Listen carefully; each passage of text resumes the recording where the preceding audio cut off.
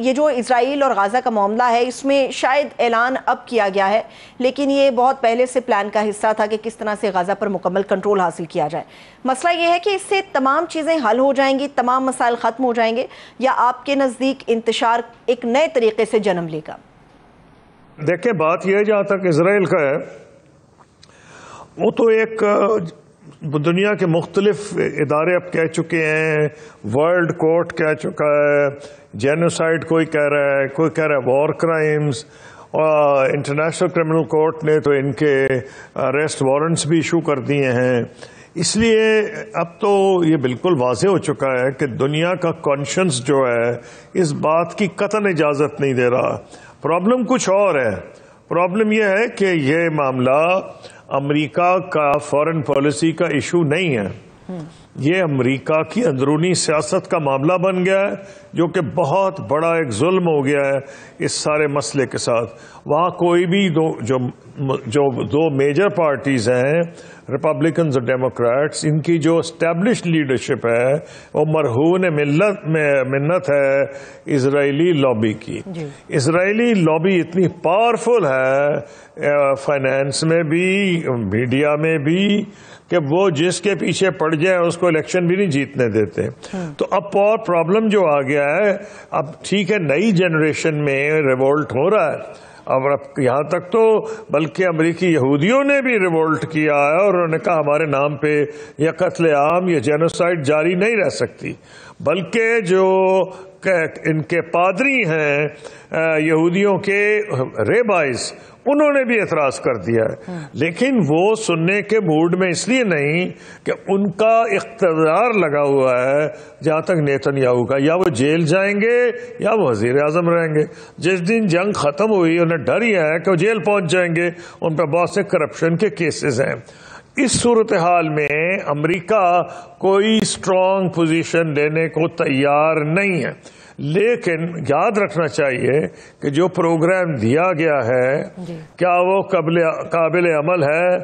اس کو پہلی بات تو یہ ہے کہ حماس یہ کہہ چکی ہے، کیونکہ انہوں نے یہ کہا تھا کہ جناب ہم اس کو گورن تو نہیں کریں گے، ہم اس کو جب اس کو پیسیفائی کر دیں گے، حماس کو نکال دیں گے، تو اس وقت ہم ہینڈ اوور کریں گے کسی عرب فورس کو۔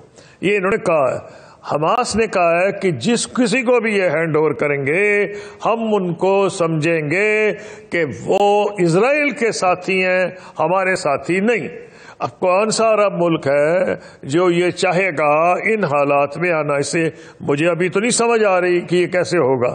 ہاں ایک بات کلیئر ہے کہ اس سے ظلم بڑھے گا، قتل عام بڑھے گا، لیکن یہ مجھے اس لیے بھی عمل درآمد پہ ہونا نظر نہیں آ رہا کہ اس میں یورپ کے بڑے بڑے ملک، آج یا کل میں جرمنی کے چانسلر نے بھی یہ کہہ دیا ہے کہ ہم ہتھیار نہیں، انہوں نے پہلے تو مانا ہے کہ ہمارے ہتھیار یوز ہو رہے ہیں، جی آپ بالکل یوز ہو رہے ہیں کلنگ کرنے۔ لیکن میں سر آپ کے سامنے ایک عرض کرنا چاہ رہی ہوں، ایک سوال رکھنا چاہ رہی ہوں۔ ابھی تقریباً 30 سے 40 گھنٹے پہلے ہمارے سامنے امریکی صدر ڈونلڈ ٹرمپ کا ایک سٹیٹمنٹ آیا، ایک پیغام آیا کہ اگر تو مشرق وسطیٰ کے اندر امن و امان کو قائم رکھنا ہے، بحال رکھنا ہے، تو اس کے لیے ضروری ہے کہ مشرق وسطیٰ کے تمام ممالک جو ہیں وہ اسرائیل کے ساتھ سفارتی تعلقات قائم کریں۔ تو آپ کو لگتا ہے کہ غزہ کے مسلمانوں کی شاید مشکل اس طرح سے بھی ختم ہو سکتی ہے کہ یہ ایک پریشر بلڈ کیا جا رہا ہے کہ تمام ممالک اسرائیل کے ساتھ تعلقات کو استوار کرے، تو شاید یہی ایک ریزن بنے گی کہ وہاں پر بھی امن ہوگا اور مڈل ایسٹ کے اندر بھی امن و امان قائم رہے گا؟ لیکن یہ جو معاملہ ہے یہ بڑے عجیب طریقے سے اس کا دھاگے کا سرا پکڑا جا رہا ہے، کیونکہ پہلے سعودی عرب خود کہہ چکا ہے، میں جب فارن منسٹر تھا اس وقت میری ملاقات ترکی کی وساطت سے استنبول میں اسرائیل کے ڈپٹی پرائم منسٹر سے کرائی گئی تھی، تو اس وقت بھی یہ ایشو تھا۔ ہم تو اس لیے ملے تھے کہ ہمارے مسئلہ یہ کھڑا ہو گیا تھا کہ امریکہ اتحادی ہمارا تھا اس وقت، لیکن سول نیوکلیئر انرجی ہمیں نہیں دے رہا تھا، وہ دے رہا تھا بھارت کو، کیونکہ وہ کہہ رہا تھا کہ اس زمانے بڑا چرچا ہو گیا تھا AQ خان نیٹ ورک، اور وہ یہ کہہ رہے تھے کہ جی کانگریس اجازت نہیں دے گی، پریزیڈنٹ بش ہمیں یہ کہہ رہے تھے۔ ہمیں ایڈوائز کیا گیا کہ آپ واشنگٹن اور نیو یارک کی جوئش لابی کو نیوٹرلائز کریں اگر آپ سول نیوکلیئر انرجی کا پروگرام امریکہ سے چاہتے ہیں. ہم اس سے آگے بڑھ نہیں سکتے تھے. جو میرا بریف تھا وہ کلیئر تھا. حالانکہ اس سے اونچی میٹنگ کسی پاکستانی کی نہیں ہوئی جو میری ہوئی تھی. اور ہر قسم کی ترغیب اسرائیل نے ہمیں دی. مجھے میٹنگ میں کہا کہ ہم آپ کو نینو ٹیکنالوجی دیں گے, ہائی ٹیکنالوجی, جو سب میرے پلے بھی نہیں پڑ رہی تھی. بعد میں نے کہ پوچھا, پھر ان کا ہم ایگریکلچر انقلاب لے آئیں گے ایران پاکستان میں. پاکستان ایک ایگریکلچرل کنٹری ہے. لیکن ہمارا جانے سے پہلے یہ پلان تھا. ایک تو ہم گئے بھی اس لیے تھے کہ کئی دہائیوں کے بعد اسرائیل اس وقت غزہ سے باہر نکلا تھا اور وہ ایک موقع ملا. ساری اسلامی دنیا خوش تھی, سب مبارک دے رہی تھی کہ جی بہت اچھا کام ہے. اس مبارک کی آڑ میں ہم لوگ بھی چلے گئے وہاں.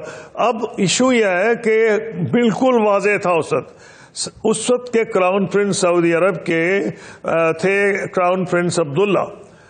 انہوں نے ابھی بادشاہ نہیں بنے تھے, وہ ان کا ایک پلان تھا, اس کو کہا جاتے تھے کراؤن پرنس عبداللہ پلان.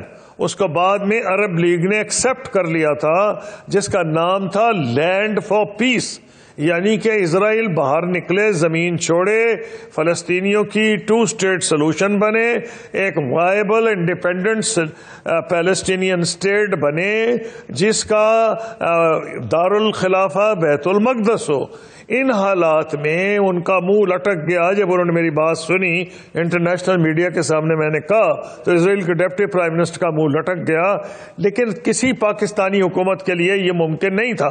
تو اب سعودی عرب کی طرف آ جائے کہ سعودی عرب نے یہ کہا ہے, سعودی عرب نے کہا ہے ہم نہیں ایکسپٹ کریں گے اس کو. بالکل سر, لیکن اب ہمارے سامنے جو بڑی ہی اہم پوزیشن آ رہی ہے وہ یہ ہے کہ ایرانی پریزیڈنٹ جو ہیں وہ پاکستان بھی آئے اور ایران کے اندر جو اسرائیل کی طرف سے کارروائیاں ہوتی رہیں اس کے بعد انہوں نے یکے بعد دیگرے کئی مرتبہ ایرانی پریزیڈنٹ نے یہ کہا, مسعود پزشکیان صاحب نے, کہ ہمیں ایک نئے مسلم اتحاد کی ضرورت ہے اگر ہمیں اسرائیل کی بربریت کو روکنا ہے. ٹرکی کے پریزیڈنٹ کی طرف سے بھی ایسے ہی ملے جلے ہمیں اسٹیٹمنٹ سننے کو ملے. آپ کو لگتا ہے کہ واقعی ایک نیا مسلم اتحاد اگر تشکیل پاتا ہے تو اسرائیل کی بربریت کو روکا جا سکتا ہے یا کسی اور طریقے سے اسرائیل کے دونوں ہاتھ جو ہیں وہ باندھنے پڑیں گے؟ دیکھیے, ماضی میں یہ ٹرائی کیا گیا اور فیل ہو گیا. اس کی وجہ ایک میٹنگ ہوئی تھی جس میں پہلے پاکستان نے بھی حامی بھری تھی جائیں گا اور پھر نہیں گیا.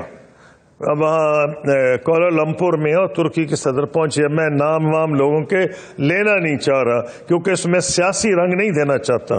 تو کیونکہ یہ فارن پالیسی ملک کی دفاع کا معاملہ ہے تو اس وقت ہمارا خیال تھا کہ اچھی بات ہے, لیکن ہمیں بہت جلد اندازہ ہو گیا کہ ہو نہیں سکے گا.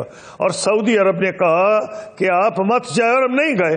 اب اس میں مسئلہ یہ ہے کہ اگر کوئی ایسا اتحاد بنتا ہے جو مسلم اتحاد میں دراڑیں ڈال دیتا ہے تو یہ نقصان دہ ہوگا. دیکھنے کی یہ بات ہے کہ جو ایران کے صدر کہہ رہے ہیں, ترکی کے صدر کہہ رہے ہیں, جو پاکستان کے عوام کے دل کی دھڑکن ہے, اس کو عمل درآمد پہنانے کے لیے ضروری ہے کہ سعودی عرب اور یو اے ای کو قطر کو ساتھ ملایا جائے. اور وہ ایک سٹیج ایسی آ گئی ہے, اتنی بربریت ہے اسرائیل کی کہ ممکنات میں ہے کہ کوئی ایسا یعنی پروگرام نیا مسلم بلاک نہیں. اور میں بالکل سمجھتا ہوں اس میں مزید مسلمانوں میں دراڑ پڑ جائے گی. ایک یہ نئے پروگرام کے ساتھ OIC کو متحرک کیا جائے جس میں اب شاید یہ زمین بھر گئی ہے جو جتنی اسرائیل نے بربریت کی ہے, جو کھلے عام ایک بین الاقوامی غنڈہ گردی کر رہا ہے کہ وہ اس پہ مسلمان اکٹھے ہوں. تو اس میں یہ نہیں ہو سکتا کہ 6 ملک آ گئے اور 6 باہر ہو گئے, اس سے کچھ بھی نہیں بنے گا.